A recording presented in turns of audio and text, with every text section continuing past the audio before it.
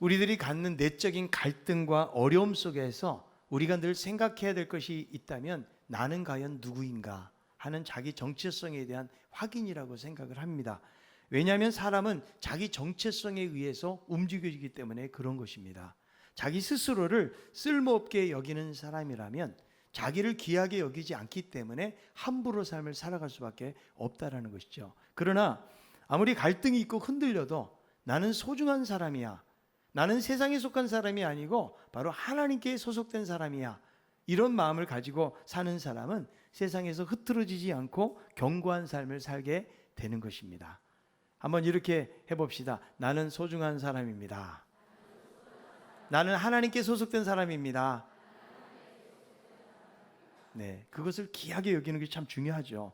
자, 그런데 여러분, 우리 그리스도인의 삶이라는 것은 그렇게 녹록치가 않습니다. 예수 믿는다고 해서 아무런 문제도 없고 마음 편하게 살 수 있는 것이 아니고 오히려 믿기 전에 없었던 싸움과 갈등이 우리의 내면 안에서 일어난다고 말씀해 주고 있습니다. 우리가 예수를 믿고 의롭게 되었음에도 불구하고 강력한 육신의 법이 우리들을 자꾸 원치 않는 것으로 이끌어가는 것입니다.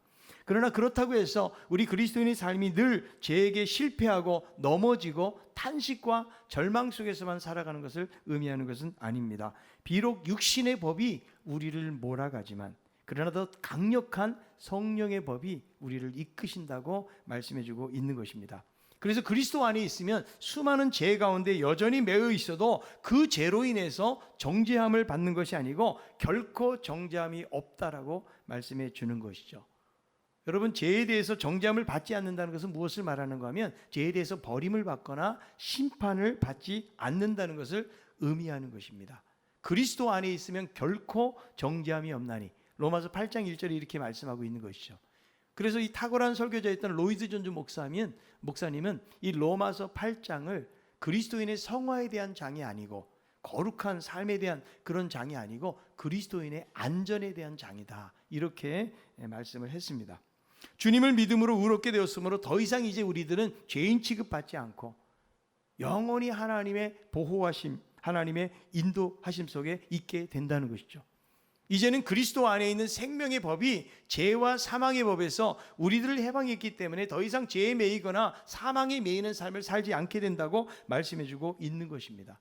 우리가 율법 아래 있을 때에는 육신 가운데 있기 때문에 육신은 율법을 다 지켜낼 수가 없는 거예요. 율법은 지키지 못하면 정죄를 받게 되는 것이고 저주를 받을 수밖에 없는 것이죠.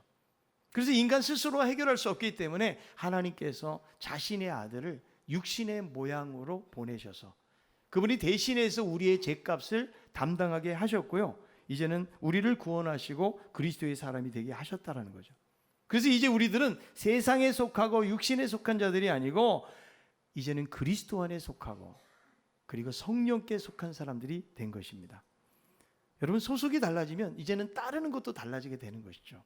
제가 동해안 바닷가에서 군대 생활을 했는데요, 이 해안 지역에는 군인들이 밤새도록 보초를 씁니다. 저는 군종을 했기 때문에 밤에 커피를 타가지고 해안에 있는 보초 서는 군인들을 대대장과 함께 여러 차례 방문한 적이 있습니다. 그래서 근무 쓸 때 가보면 대대장이 가니까 큰 소리로 충성하면서 이 대대장에게 그렇게 경례를 하는데 어느 소초에 갔더니 그 보초하는 보초병은 경례도 하는 둥 마는 둥 하고 이 대대장에게 안녕하십니까 그러더라고요. 저는 깜짝 놀랐어요. 아니, 이렇게 군기가 빠진 병사가 어디 있는가. 보초 쓰면 여러분 아무리 높아봐야 다 사병인데, 근데 알고 보았더니 그 친구는 군인이 아니고 정경이었어요. 정경, 전투경찰. 군인, 국방부가 군인 소속이고요, 정경은 내무부 소속이라는 거예요. 소속이 다르기 때문에 자기보다 계급은 높지만 그러나 그렇게 인사를 충성하면서 붙이지 않더라고요. 여러분, 그렇다는 거예요. 소속에 의해서 그 사람이 따르는 상관이나 법이 달라지게 된다. 이제 그리스도 안에 있는 우리들은 법이 달라지게 된 것이죠. 이제는 율법을 따르는 것이 아니고 은혜를 따르고 육신을 따르는 것이 아니고 영을 따르는 사람들이 된 것입니다. 로마서 8장 9절에 보니까 이렇게 말씀하는데요, 만일 너희 속에 하나님의 영이 거하시면 너희가 육신에 있지 아니하고 영에 있나니 누구든지 그리스도의 영이 없으면 그리스도의 사람이 아니라 이렇게 말씀하는 거죠. 우리가 예수 그리스도를 믿음으로 말미암아 우리 안에 하나님의 영이 거하신다고 말씀하고 있는 거죠. 하나님의 영이 거하기 때문에 이제는 육신을 따르는 삶이 아니고 영을 따르는 삶이 되었다고 말씀하는 거예요. 그렇다면 영을 따르는 그런 사람의 삶은 어떻게 사는 것인가? 오늘 본문을 통해서 살펴보려고 합니다. 첫 번째는 몸의 행실을 죽이면서 사는 삶이라고 성경은 이야기하는 거죠. 여러분, 육신을 따라 사는 것은 육체의 본능을 따라 살아가는 것을 의미하는데 우리의 본성은 결코 선하지가 않다는 거예요. 우리 흔히 그런 말 하잖아요. 저 사람 참 착한 사람이라고. 여러분들이 저를 볼 때도 참 착하게 생겼잖아요. 인정하든 말든. 그런데 여러분, 이 착한 사람은 없어요. 성경이 보니까 전부 다 죄인이라고 말씀을 하고 있는 것이죠. 그래서 이 육신의 삶은 무엇을 말하는 거 하면 자기가 중심이 되고 자기의 욕망을 따라가는 사람을 바로 육신에 속한 사람이라고 이야기하는 거죠. 이것은요, 다른 말로 하면 하나님과 반대되는 삶을 살아가고 있는 거죠. 우리는 죄 그러면 세상의 어떤 도덕적인 개념의 죄를 생각하지만 성경에서 죄 그러면 무엇을 말하는지 아십니까? 자기 중심적인 삶을 살아가는 것. 이것을 바로 죄라고 성경은 말씀해주고 있다는 거죠. 자기중심적인 삶은 무엇일까요? 내가 내키는 대로 사는 거예요. 내가 원하는 욕망을 따라 살아가는 삶을 의미하는데요. 이 육신의 삶은 항상 편안한 것을 추구하게 되어 있는 거죠. 여러분, 주일날도 예배 드리는 것이 피곤하게 사는 사람들에게는 상당히 힘들 수 있거든요. 근데 우리들은 여러분 바쁘게 살지 않는 사람이 어디 있겠어요? 전부 다 피곤한 삶을 살고 있다는 거죠. 그래서 때로는 여러분 주일날 혹시 쉬고 싶은 생각이 들 때가 있어요, 없어요? 얼굴은 분명히 있는 것 같은데 대답을 안 합니다. 우리 마음속에 그런 마음이 생길 수 있다는 거예요. 야, 오늘 너무 피곤하다. 내가 한 주 동안 너무 고생하고 잠도 잘 못 잤으니까 오늘은 좀 쉬자. 이런 마음이 생길 수 있다는 거죠. 아이들 키우는 엄마들은 야, 오늘 가봤자 유아실에서 제대로 말씀도 안 들리는데 꼭 교회까지 가야 되나? 이런 여러분 유혹이 찾아올 때도 있다라는 거죠. 이게 여러분 육신의 마음이라는 거죠. 그렇지만 우리들은 어떤 생각을 하는 거예요? 오늘 그래도 주일이니까 예배 드려야지, 몸은 힘들어도 하나님 앞에 예배해야지, 이런 마음이 더 크기 때문에 강하게 작용하기 때문에 이 자리에 나오게 된 것입니다. 물론 닥달하는 아내 때문에 나온 남편도 있을 것입니다. 가정의 평화를 위해서. 여러분, 육신적인 삶은 항상 우리에게 육신적인 요구를 하고 나름대로의 명분을 만들어내고 있다는 거죠.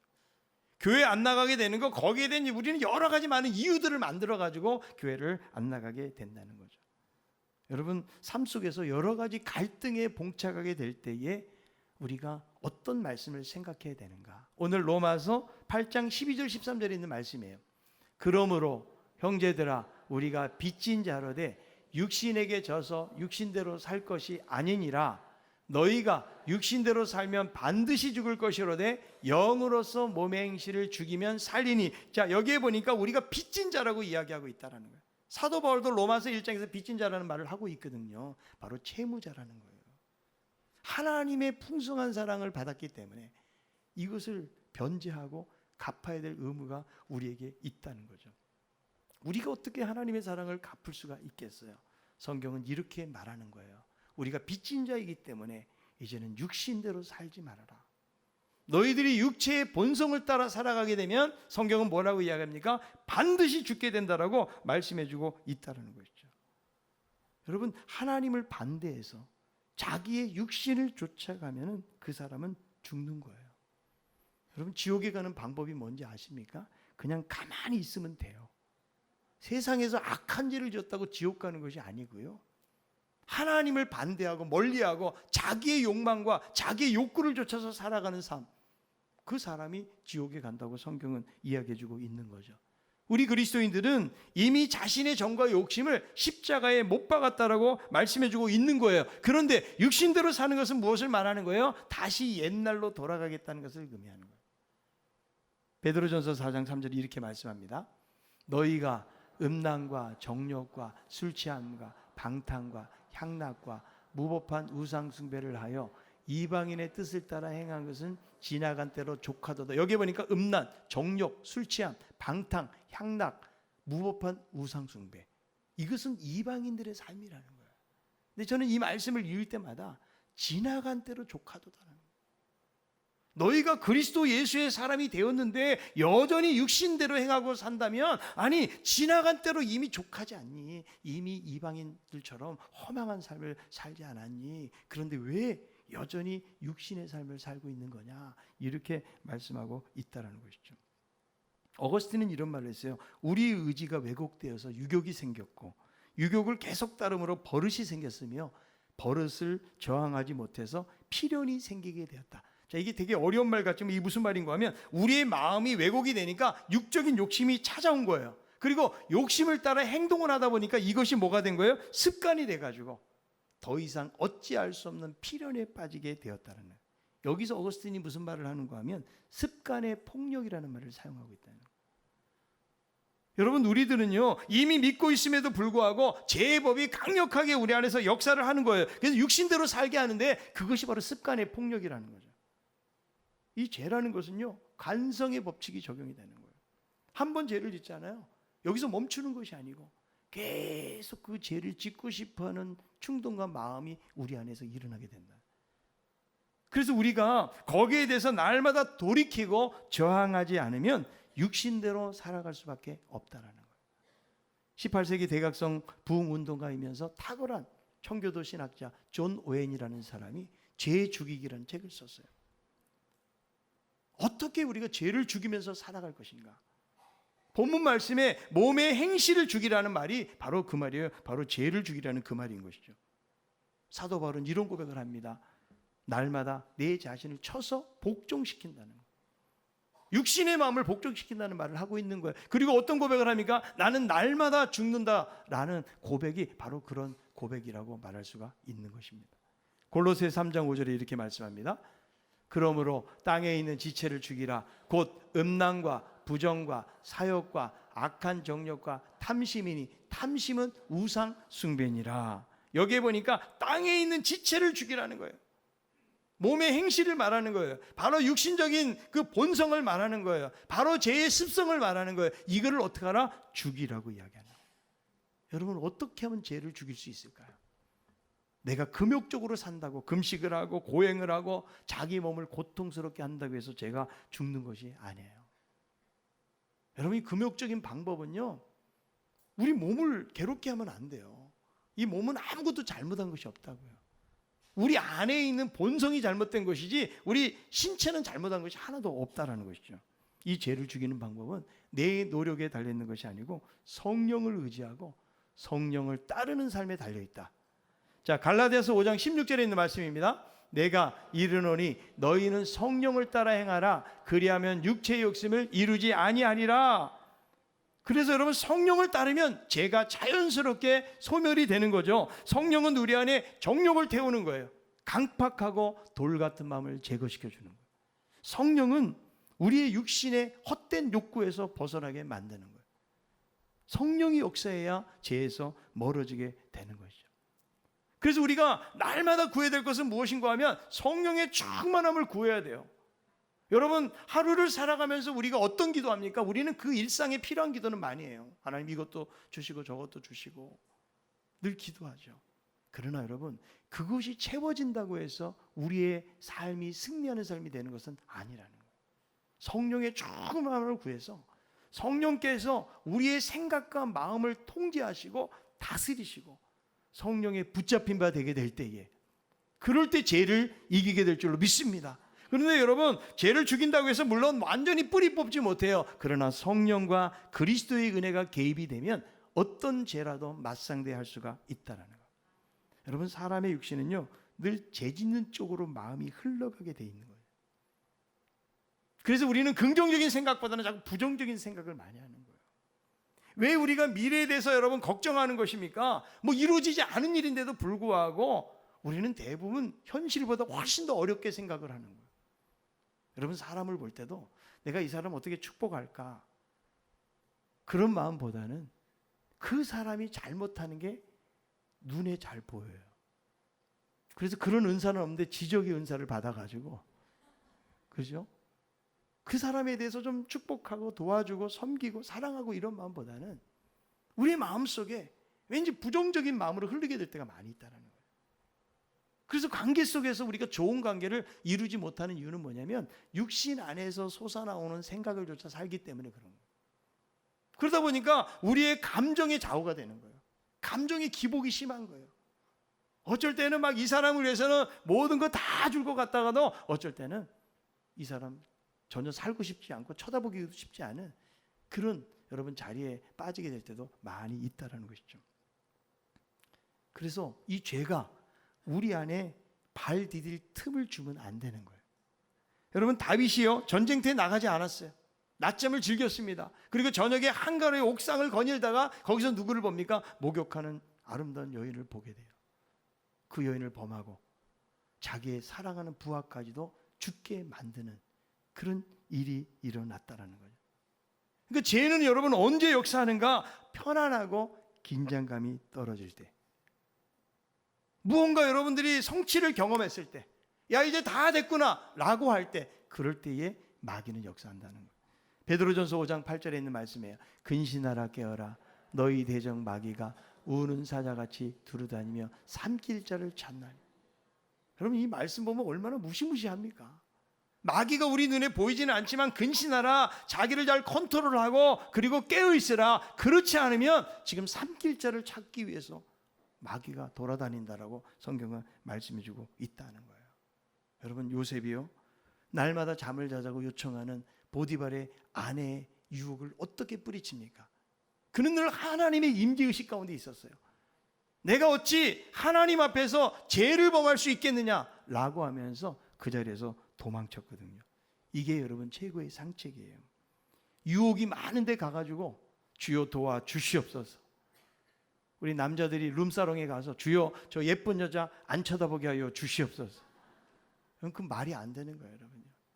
여러분 우리들은요 언제든지 넘어질 수 있는 가능성을 품고 살아가는 사람들이에요. 이거는 여러분 육체의 이 소욕이라는 것은 우리의 본능이기 때문에 어려운 거예요. 여러분 며칠 동안 굶어 보세요. 그러면 훔치고 싶은 마음이 다 드는 거예요. 여러분 내가 성적으로 막 충동이 계속 일어나는데 억누른다고 되는 것이 아니에요. 여러분 스스로가 야 내가 그래도 믿음 생활 잘하니까, 절대로 여러분 그런 생각하면 안 돼요. 우리는 언제든지 넘어질 수 있는 연약한 존재라는 사실을 우리는 기억을 해야 되는 것이죠. 그래서요 죄의 여지를 주면 안 돼요. 이 죄의 정력은 강력하게 역사하기 때문에 아예 그냥 처음부터 들여놓지 마세요. 여러분 여름에 집에 음식물이 있잖아요. 냄새가 나잖아요. 빨리 버려야 돼요. 아무리 이거 묶어놔보세요. 그 안에서 벌레가 생겨요.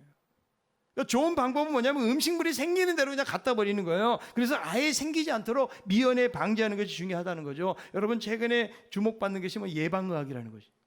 예방이 최선의 치료라는 거예요. 이미 여러분 병들면 그 고치고 회복되는데 시간이 걸리기 때문에 예방적인 차원에서 하는 것이 중요하다. 이렇게 강조하는 것이죠.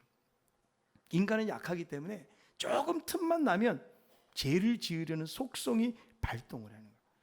이번에 딱 한 번만이야. 남들도 다 하고 있어. 뭐 이 정도는 괜찮아. 이런 마음들이 우리 가운데 찾아오게 될 때가 많이 있다는 거예요. 데살로니가전서 5장 22절에 이렇게 말씀합니다. 악은 어떤 모양이라도 버리라. 아멘. 마귀는 틈을 타기 때문에 영으로서 몸의 행실을 죽으면 영으로 성령으로 몸의 행실이 뭐라고요? 육체의 본성. 그것을 죽이면 그러면 우리가 살아나게 되어진다. 그래서 죄가 틈타지 않도록 날마다 죄를 멀리하고 육신을 따르는 삶이 아니고 영을 따르는 삶으로 나아가는 우리들 되기를 바랍니다. 자, 두 번째로는 하나님의 아들로서의 정체성을 가지고 살아야 된다는 거죠. 14절에 보니까 우리가 하나님의 영으로 인도함을 받으면 하나님의 아들이라, 이제는 하나님의 자녀로 하나님의 아들로 살아가게 되어진다는 거죠. 여러분 입양이 되면 양자로서 모든 권리를 이양받게 되는 것입니다. 예수님께서 율법 아래에 있는 우리들을 해방시키시고 건지시기 위해서 그분이 오심으로 말미암아 아들의 명분을 얻게 했다라고 갈라디아서는 말씀해주고 있다라는 것이죠. 그래서 우리들을 자녀 삼아 주셨다. 아멘. 여러분 성령께서는 오늘 말씀에 보면 그런 말씀이 나오죠. 16절에 있는 말씀이 이렇게 나오잖아요. 성령이 하나님의 자녀인 것을 증언하신다는 거예요. 우리 영과 더불어서. 그러니까 성령의 인도하심을 받으면 자꾸 내 자신이 하나님의 자녀라는 정체성에 대해서 성령께서 우리에게 알려주신다는 거예요. 여러분, 우리가요 하나님을 누구라고 불러요? 아버지라고 부르잖아요. 하나님 아버지. 사실 인간은 죄인이기 때문에요 감히 하나님을 아버지라고 부를 수가 없어요. 구약 성경 여러분 보세요. 어디서 아버지라고 부르는 데가 한 군데도 나오질 않아요. 그런데 예수님께서 아버지라고 가르쳐 주신 거죠. 구약에서는 모세가 산에서 하나님을 만날 때 가까이 갈 수가 없어요. 가까이 가면 짐승도 죽고 사람도 다 죽는 거예요. 멀리 산자락만 바라볼 수밖에 없는 그런 자리가 바로 구약이에요. 그런데 이제는 우리가 하나님을 아버지라고 부르는데 아빠, 아버지 그랬어요. 이 아빠는 아람 말인데요 히브리 어린 아이들이 아버지를 부를 때 아빠라고 부르는 거죠. 그러니까 여러분, 아빠라고 부른다는 것은 어린 아이라는 거예요. 아빠의 사정을 전혀 생각하지 않아요.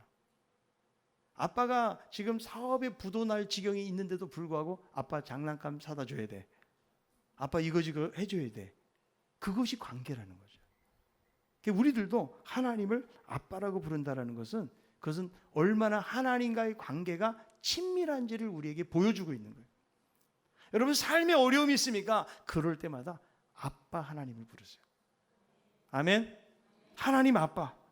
우리가 하나님의 이름을 부를 때 여기 두려움과 공포 속에 부르는 사람이 어디 있어요? 우리들은 죄인임에도 불구하고 너무나 사실 떳떳하게 하나님의 이름을 부르고 있다는 거예요. 심심하면 아버지. 여러분, 어려운 문제를 만나잖아요. 하나님 빨리 해결해 달라고 울기도 하고 짜증을 내기도 하고 불평을 하기도 하고 불만을 쏟아넣기도 해요. 왜 그래요? 아빠니까. 그만큼 친밀하신 하나님이라고 말씀해주고 있는 거예요. 15절에 보니까 무서워하는 종의 영을 받지 않았다고 그랬거든요. 이게 무슨 말이에요? 우리들이 이제 종이 아니라는 거예요. 종은 주인이 무서운 거예요. 잘못하면 혼나게 되는 거예요. 그런데 우리는 하나님의 자녀임에도 불구하고 종처럼 살고요. 마치 고아처럼 살아요. 그래서 두려움 속에서 여러분들이 신앙생활 하잖아요. 율법 아래에 있는 거예요. 하나님과의 자녀와의 관계가 되잖아요. 그러면 친밀한 하나님 앞에 나아가게 된다는 거죠. 여러분, 우리의 자녀들이 꼭 무슨 일을 잘해야지 사랑스럽습니까? 그냥 잠자는 모습만 봐도 평상시 얘가 별로 부모의 마음에 드는 행동을 하지 않는다고 할지라도 여러분, 피가 섞이면 그러면 자기 자녀를 사랑하게 되는 거예요. 그래서 자녀가 뭔가를 잘하면 함께 기뻐하게 되고 자녀가 슬퍼하면 함께 슬퍼하는 것이 바로 부모 아닙니까? 여러분, 하나님께서는 우리가 뭔가를 그렇게 잘하기 때문에 우리를 사랑하는 것이 아니라는 거예요. 하나님 우리 형편도 아시고 우리의 처지도 아세요. 그래서 내가 뭔가를 하나님 이렇게 잘 해냈습니다. 그래, 참 잘했다. 그게 아니에요. 우리는 여전히 부족하고 연약하지만 하나님의 자녀라는 이유 때문에 우리를 사랑하시고 우리를 보호하시고 우리를 인도해 주신다라는 거예요. 아멘. 그래서 영으로 인도함을 받는 사람들은 하나님의 아들이고 하나님의 자녀라는 정체성을 가지고 사는 거예요. 이 정체성을 가지고 살잖아요. 그러면 세상에서 함부로 살지 않는 거죠. 사람은요, 자기 자신을 얼만큼 귀하게 여기는 만큼의 삶을 사는 거예요. 여러분 스스로를 바라볼 때 여러분은 얼마나 가치 있고 소중하게 생각하십니까? 어쩌면 어린 시절 내가 그런 사랑을 받고 자라지 못하잖아요. 그러면 나는 참 별 사랑을 못 받았기 때문에요. 나는 좀 쓸모없는 사람처럼 여기는 경우가 상당히 많이 있어요. 그래서 내가 내 자신을 바라볼 때 내 자신이 마음에 들지 않아요. 내 자신을 바라볼 때 너무 초라하고요. 내 자신을 바라볼 때 정말 마음에 드는 구석이 한 군데도 없을 수도 있어요. 그러다 보니까 내 자신을 좋아하는 것이 아니고 별로 안 좋아해요. 여러분, 육신의 생각으로 내 자신을 바라볼 때는 좋을 게 없어요. 그러나 세상의 평가가 아니고 하나님 안에서 내가 하나님의 자녀가 되었다라는 그 정체성을 가지고 내 자신을 바라보면 내 자신을 소중하게 여겨야 된다는 거죠.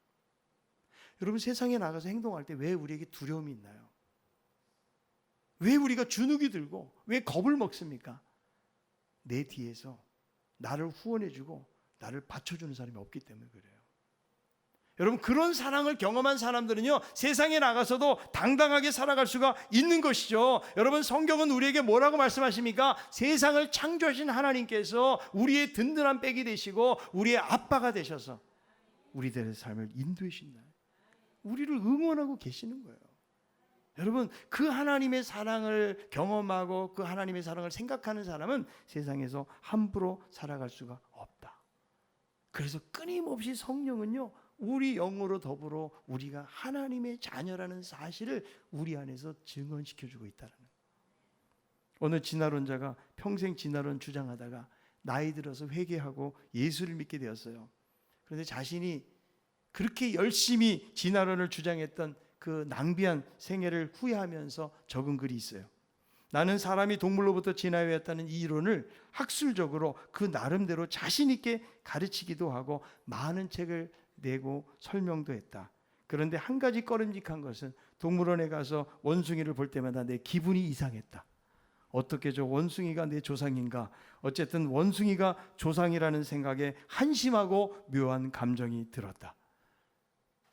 여러분, 우리가 그저 원숭이가 진화해가지고 인간이 된 것이 아니에요. 하나님은 하나님의 형상대로 우리 한 사람 한 사람을 그렇게 만드셨고 이제는 하나님의 자녀로 우리를 삼아주셔서 날마다 우리가 하나님의 자녀인 정체성을 확인하면서 살 것을 성경이 말씀해주고 있는 거예요. 여러분, 힘들고 어려울 때마다 내가 누군가, 나는 하나님의 자녀다. 그리고 내가 날마다 의지하고 부르짖을 수 있는 아빠 하나님이 나에게 계신다. 여러분, 이런 믿음을 가지고 살아가는 사람이 바로 성령의 인도하심을 받는 사람이라고 말씀해주고 있는 것입니다.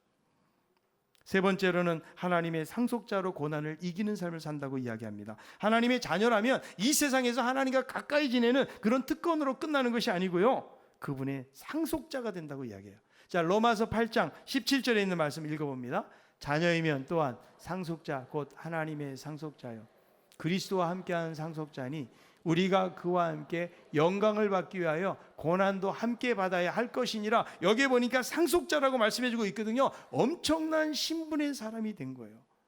상속자는요, 모든 권리를 이 양을 받는 거예요. 8년 전에 미국의 여성 미게트 클라크라는 사람이 죽을 때 먼 친척에게 돈을 203억을 남겼어요.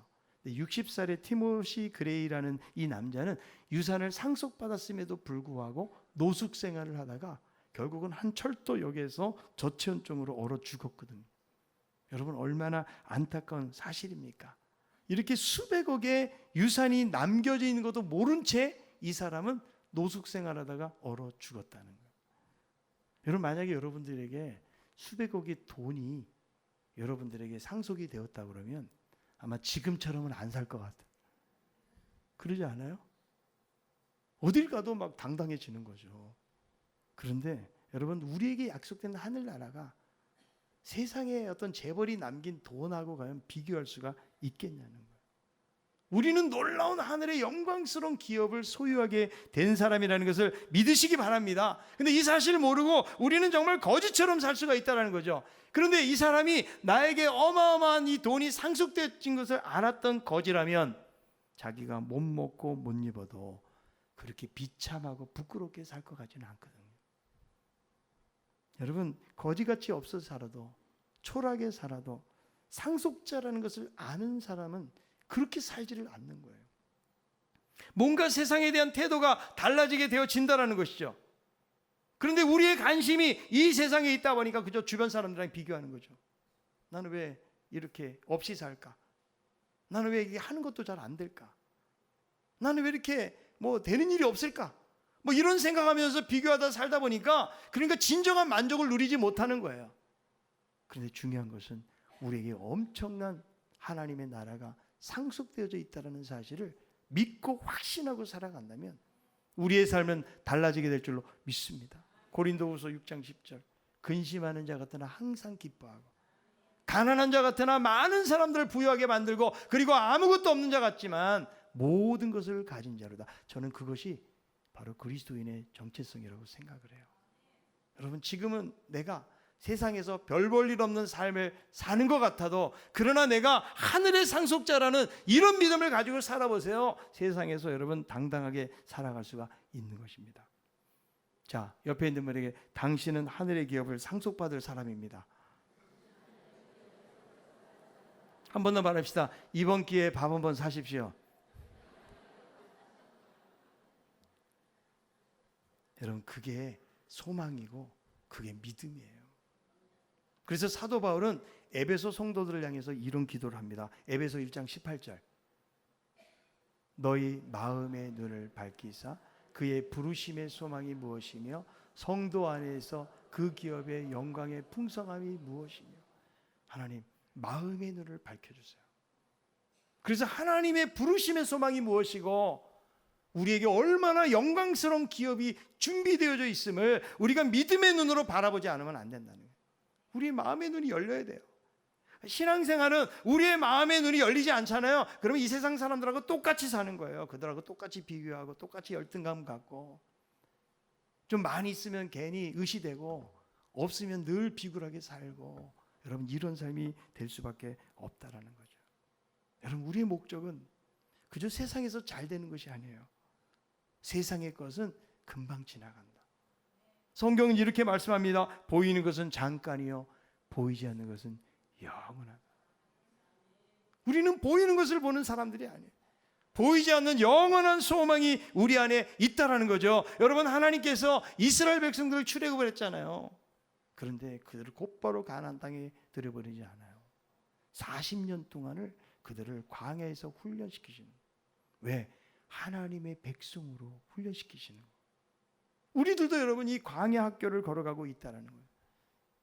그래서 우리 그리스도인들이 고난이 없다라는 말 결코 여러분 성경적인 말이 아니에요. 성경에 보세요. 고난을 피하게 해주겠다고 약속한 것이 아니고 어떤 고난 속에서도 함께 하시고 견딜 수 있는 힘을 주신다고 말씀하고 있는 거예요.